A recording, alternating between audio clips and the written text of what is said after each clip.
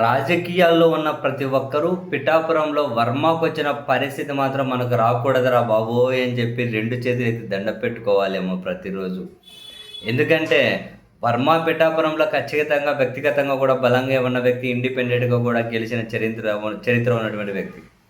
2024 ఎన్నికల్లో ఆయన పోటీ చేస్తే ఫలితం ఎట్లుండేదో తెలియదు గానీ, ఆయన పోటీ చేయకుండా పక్కకు తప్పుకొని పవన్ కళ్యాణ్ గారిని అక్కడ జనసేన పోటీ చేస్తే తన కోసం పనిచేసి వర్మ ఎంత ఇన్‌ఫ్లూయెన్స్ అంటే అక్కడ పవన్ కళ్యాణ్ గారు 2024 ముందు ఎన్నికల ప్రచారం చేసే కంటే ముందు ఫస్ట్ వర్మ ఇంటికెళ్ళి ఆయనతో మాట్లాడి తర్వాత ప్రచారం మొదలెట్టారు. తీరా మొత్తం అంతా అధికారంలోకి వచ్చిన తర్వాత వర్మ పరిస్థితి ఎట్లుందంటే తిట్టించుకోవడం, కొట్టించుకోనికి మీదకి రావడం, ఆయన కారు మీద రాళ్ళతో దాడి చేయించుకోవడం, ఆయన అనుచరులను తరిమి కొడుతూ ఉన్నా గనక అన్నీ మూసుకొని సైలెంట్ ఉండడం చాలా దారుణమైన పరిస్థితి అయిపోయింది. వర్మకి, టీడీపీ వాళ్ళకు అక్కడ పరిస్థితి.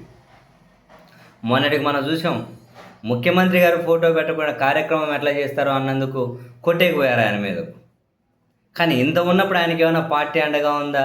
పైగా వర్మనే తిడుతూ ఉండడం కాదు, తాజాగా పిఠాపురం వర్మని అక్కడ ఇన్ఛార్జిగా తప్పించుకుంటూ టీడీపీ నిర్ణయం తీసుకుంది. త్వరలో అక్కడ పార్టీ కార్యకలాపాల కోసం కమిటీ వేస్తారట. బహుశా కమిటీలో ఒక మెంబర్గా వర్మను పడేస్తారో, లేకుంటే అక్కడి నుంచి కనుక పక్కకు పడేస్తారో తెలియదు. వర్మని ఇన్ఛార్జ్గా తీసేశారు. ఎందుకు తీసేశారు అనేది ఓపెన్ సీక్రెట్. 2-3 రోజుల కింద చంద్రబాబు నాయుడు గారు పవన్ కళ్యాణ్ గారి దగ్గరికి వెళ్ళారు పరామర్శకని. ఆయన ఏదో సర్జరీ చేయించుకున్నారట కదా. ఆ తర్వాత 14 రోజులకి వెళ్ళారు. ఏదో పొలిటికల్ ఈక్వేషనే ఉంది అనిపించింది. అక్కడికి వెళ్ళగానే నెక్స్ట్ వెళ్ళి 2 రోజులు కాకనే వర్మని అక్కడి నుంచి ఊస్టింగ్.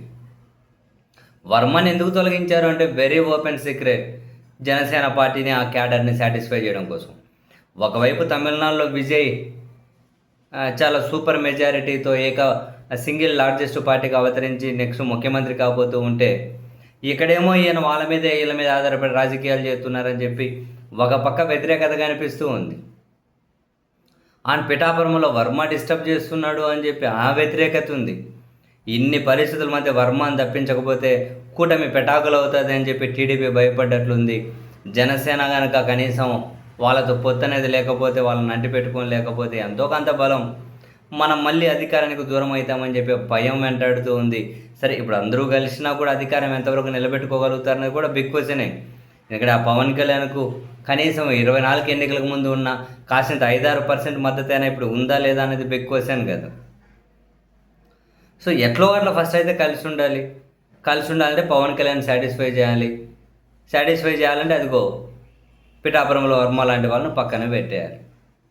అదే పని చేశారు. తనని సాటిస్ఫాక్షన్, జనసేన పార్టీ క్యాడర్ని సాటిస్ఫై చేయడం కోసం వర్మను పక్కన పెట్టారు.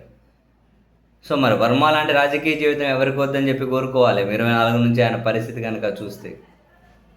సో హైలైట్, ఆయన అన్నీ చంపుకొని వేరే ఆప్షన్ లేక ఆత్మగౌరవాన్ని కూడా చంపుకొని, తిట్టించుకొని, కొట్టించుకొని, మీదకి తెచ్చుకొని కూడా వర్మ అలాగే టీడీపీని కూడా అంటి పెట్టుకొని ఉండడం, ఇది కూడా హైలైటే. మరి వేరే ఆప్షన్ లేదు. సరే, అది పోతే పోయిందిలే, కాకినాడలో స్థలం అన్నొస్తుంది 100 కోట్ల రూపాయలు, దాంతో వ్యాపారం అన్నా చేసుకుందామని చెప్పి బహుశా దానికే ఫిక్స్ అయినట్టున్నారు వర్మ కూడా.